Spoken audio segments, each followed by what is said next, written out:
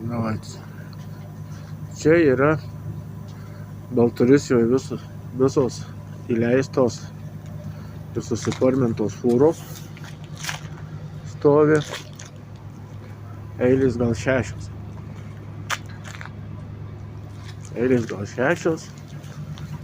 Ir einame link lietuvių pusės. Visokios eilės stovi, laukiam ir nuobodžiai laukiam.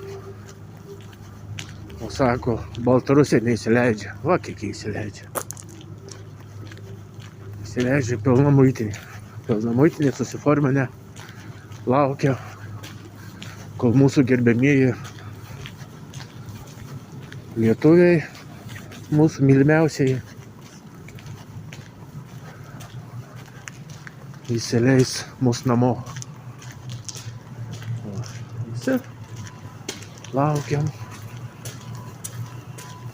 ir laukiam. Eilės fūrų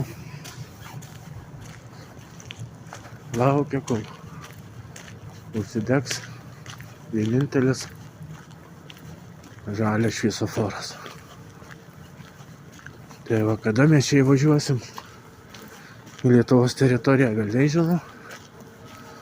O reikės laukti kokias 4-6 valandas. Tai va, matot, kaip Baltarusiai nedirba, kaip neįsileidžia lietuvių. Įsileidžia viską kuo puikiausiai.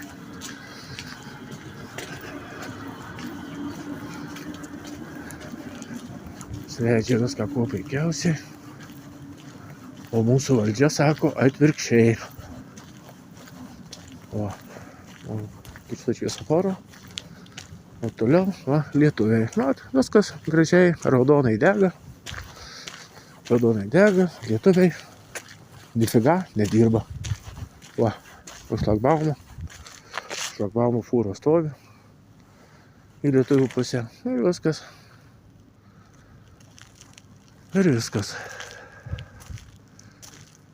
Va, lietuvių pusė viskas raudona. Jeigu matosi, visi postai raudonai dega. Ir kas čia tada pas mus nieko nesileidžia, a? Bet čia klausimas.